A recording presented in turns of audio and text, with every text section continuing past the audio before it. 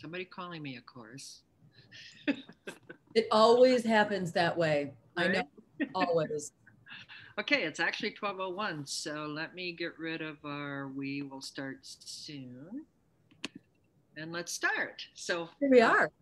happy noon. Happy happy Monday. Happy first day of meteorological spring. And first day of March. Hi, Mary. March, hi. It feels like spring today with the sun shining. So Spring is in the air. Hooray. The snow is melting. yeah. So I do a fair amount of work with investors, and I've had a few of them asking me what the impact of COVID and the eviction moratorium has had on the rental market and managing properties. You can't evict people, so what do you do? But I also wanted to we get these weekly market updates from our MLS, Yes. and it seems like based on this, and I wanted to just quick pull this up, and hopefully I can share this. This is the wrong tab. And of course, this stuff is right in the middle of what I want. Here we go. Okay, this is what I wanted to share. It is showing the green bars are last year. This goes back 6 months, and the green bars are the green bar would be September of 2019, and the blue bar would be September of 2020.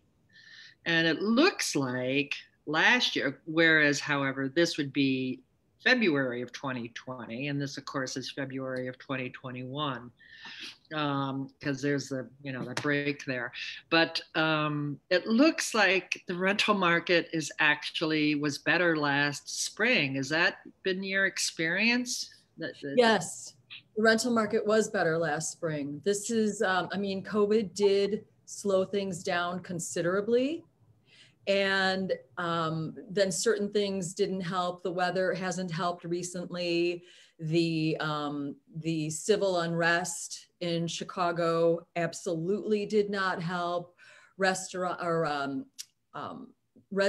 Residential areas that were hot suddenly became no longer hot. So it's really been a very, very different time.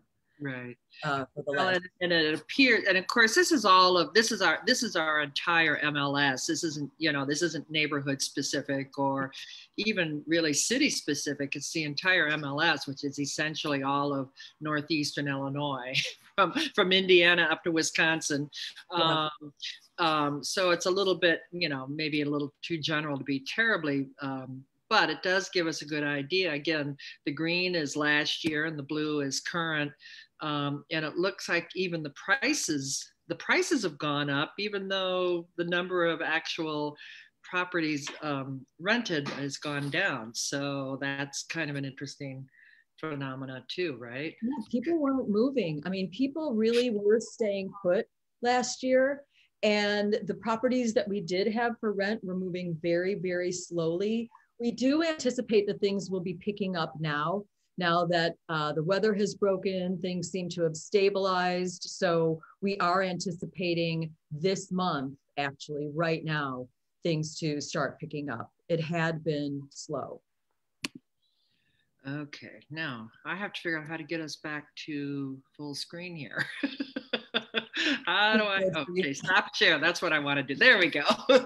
Technology, you got to love it. Anyway, but it allows us to do this, right? So, I guess I'm a little remiss in that I probably should have talked a little bit about Catherine and how she and I know each other. I think we've known each other for quite some time, 10 years or so, haven't we? Yes. And maybe you want to talk a little bit about your business and what makes you an authority and why we care about what you think. Yes, that would probably be helpful for people to know. Sure.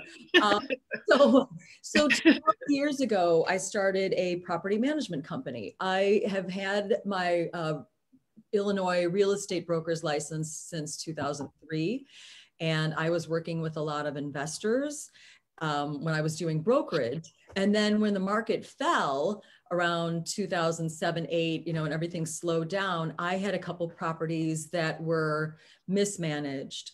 And I, having, very little to do in the real estate world at that time in 2009, I took over management of my properties. And I had problems, with rent payment at the time and just different situations with renters.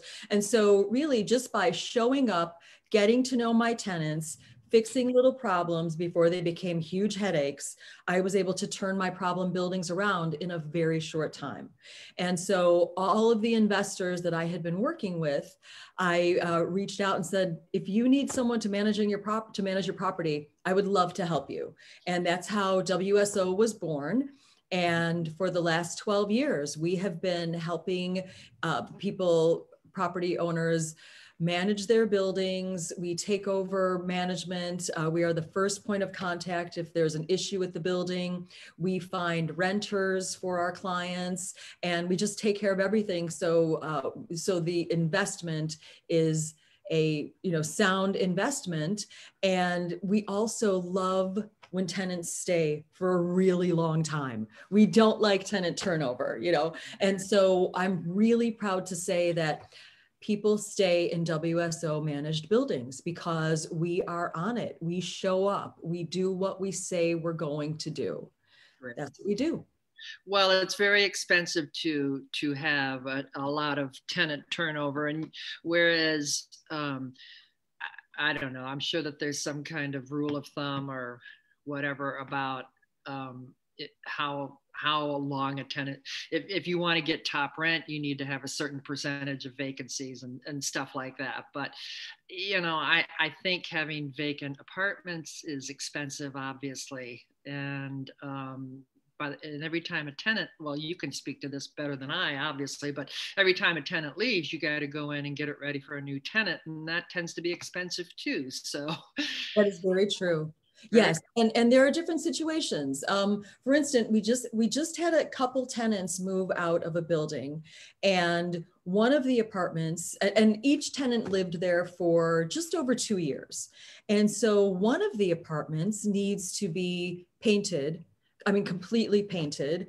And let's see, the appliances are fine. We need to replace a couple faucets. And then the other apartment, we don't need to paint at all. So it really just depends on different situations, and everybody, everybody lives differently. And so it is just what is needed. And it can really run the gamut from an entire makeover for an apartment after a couple of years to not a whole lot of work, a thorough cleaning, replace a couple, small things, and maybe a little bit of patching and painting, and you're good to go. The other thing is, of course, in Chicago, the security deposit laws are very heavy-handed for landlords. So we always recommend a move-in fee, and the move-in fee doesn't cover as much as security deposit would. However, it doesn't make sense for landlords to take a security deposit because of the laws, really.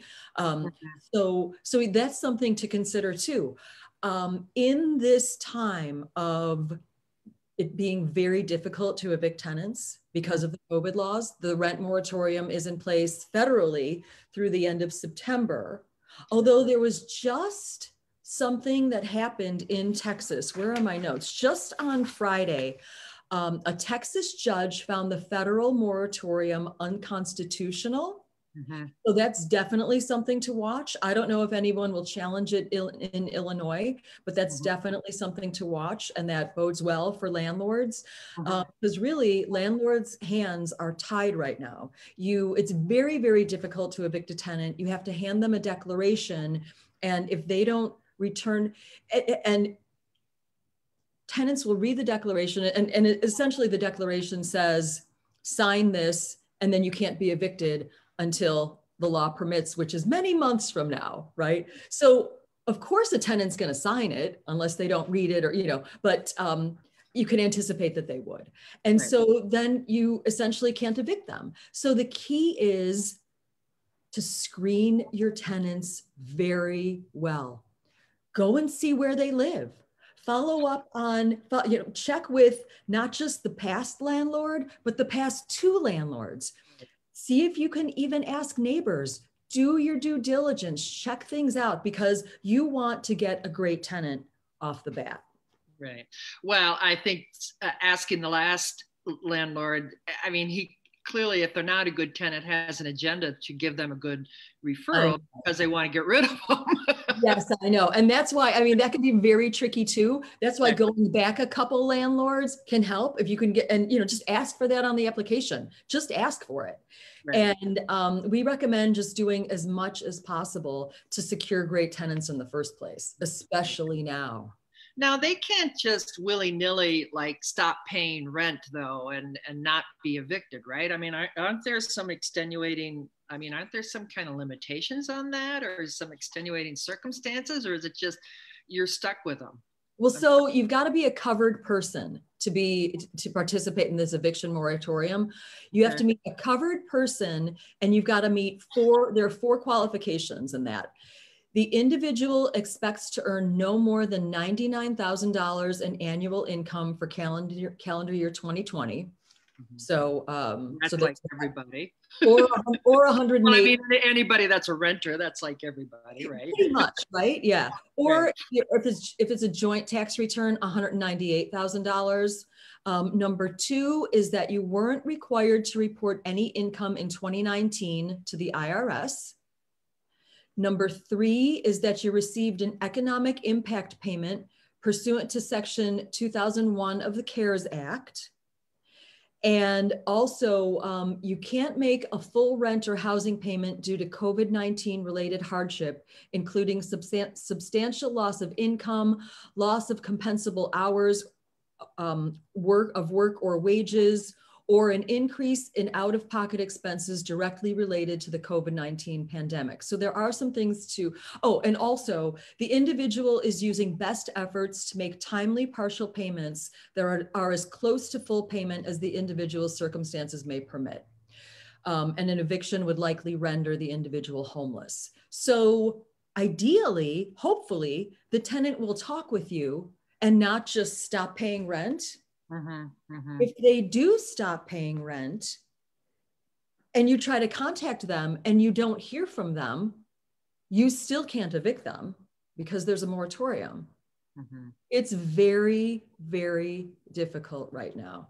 Very difficult. So in spite of the fact that they have to meet these basic criteria, which sounds like basically anybody who's a renter would fall into those criteria. So, I mean, that's the practical effect of that. You basically can't evict a tenant. That's it. Right? That is the truth. Yeah. That is the truth, which is why it goes back to, if you've got an apartment for rent now, check your screening. Check what you've got in place for your screening, because that is so important. It's always important.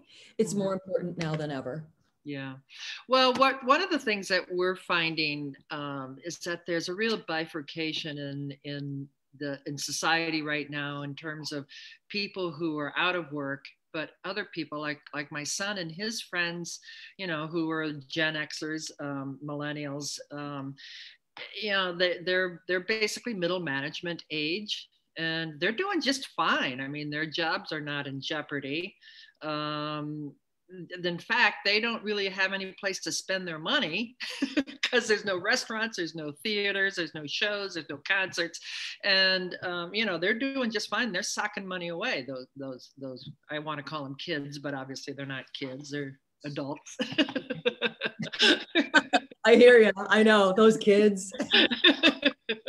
I mean, you know, and so, and I think, but I think those are the people that I'm selling homes to, and you're not renting apartments to anymore. That is exactly it. And you know, I had a situation because we have entrepreneurs as well, who I had a couple actually, a married couple, who were just ready to start a business, and then everything got shut down. So they were able to go into their savings and pay their rent. They're phenomenal tenants. They were paying their rent through their savings, and then they saw that that was running out as well. And so they contacted me, and we talked about it, and they asked for a concession, which we gave them. And, you know, with the understanding that when their situation changes, it must be paid back. because that's the way it works. I mean, this isn't a time of free rent. And when this moratorium is over, your tenants will still owe you the money that they didn't pay. Then you've got to collect it. So, you know, if you're in this situation, most likely there's court time in your future. And with these tenants though, we put something in place to reduce their rent for a period of time. And then they were able to find employment.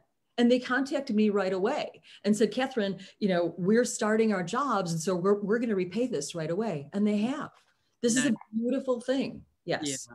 Good for them. Wow. Yeah. I mean, that all comes down to screening for sure. Yeah. Absolutely. Screening is so important. So, and another thing that I wanted to maybe have you touch on a little bit is this new, and I think this is a city of Chicago thing, or maybe it's a Cook County thing, about doing background checks and how you're managing that.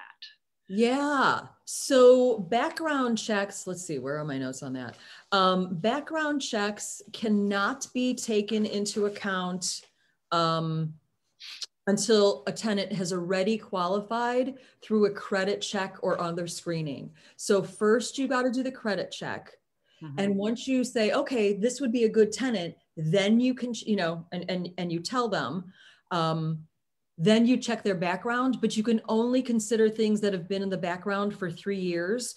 So you can't just not accept somebody based on what they have in their background. This is trickier. This makes it trickier for landlords as well. Now, if a person is a sex offender, this does not apply. They can still be rejected.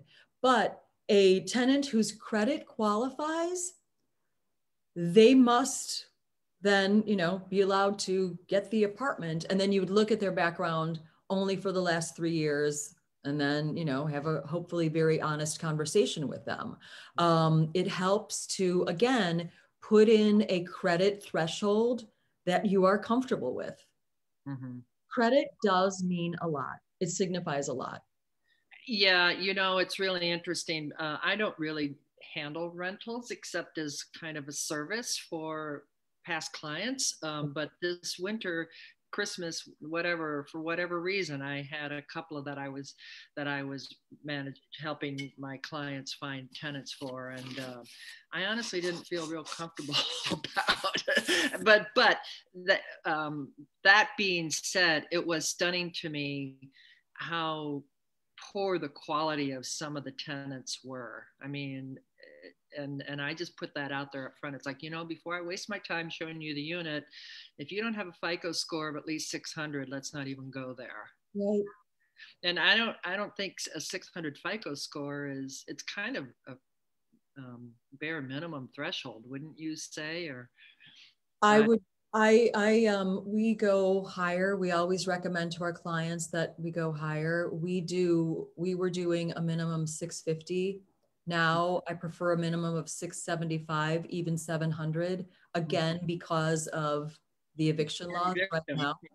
And, you know, a lot of it too, though, Mary, is time of year. Renting in December, there is a much smaller pool of prospects. Now at this time of year, things increase. So this year, we are expecting people to move around. I mean, good heavens, it's been a year since COVID and the shutdown and everything. So now people are starting to move around. There is more of a comfort level in moving around. So we are expecting a busier rental season.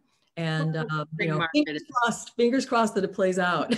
Yeah, spring market. I mean, you know, everybody feels better, and we're all getting, you know, we're all starting to open up, and people getting their shots and blah, blah, blah. So, yeah, I mean, I think we're starting to finally wake up again. Thank God. Yes, Although the real estate market has been, I mean, the sales have been, oh my gosh, it has been crazy busy. It's been an excellent year in Chicago. I keep reading how, you know, sales in Chicago have been just no inventory. In fact, there was an article in Inman News, which is a trade publication.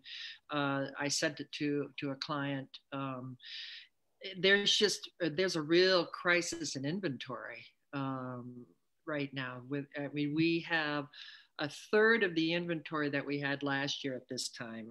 And part of that, I'm sure, is related to COVID. I mean, sellers don't want strangers coming into their home, and who could blame them for that? You know. Exactly. But yeah, there's a real crisis in inventory, and it's really having an impact on it's very difficult to be a buyer in the market right now. Great market for the seller, but tough buyer's market. So, yeah. So Catherine, if somebody realizes that managing their property is probably not a part-time job for an amateur, that it requires a professional. We can help. How do they get a hold of you? Give me a call. Give me a call. My number is 312-513-4099. Call me, text me. You can also email me at wsochicago@gmail. Our website is wsochicago@gmail.com. Okay, great. I mean, hold on. I'm Googling. Yeah, your web address is. My web address is wsochicago.com. Okay, that's my email is wsochicago@gmail.com. Right. That's easy. That's easy. So great. Well, that's excellent. And hopefully if people have questions, I'll put it in the chat. We'll see it after we finish our call. And if they have questions or want you to reach out to them, they can put it in the chat, and we will forward those questions on to Catherine. And just repeat your phone number once more. Sure. It is 312-513-4099. Great. Well, thanks so much, Catherine. Stay well, stay healthy, and hopefully we'll bring you some business today. That sounds great. Mary, thank you so much. It's been great. Love working with you. Bye-bye. Bye-bye.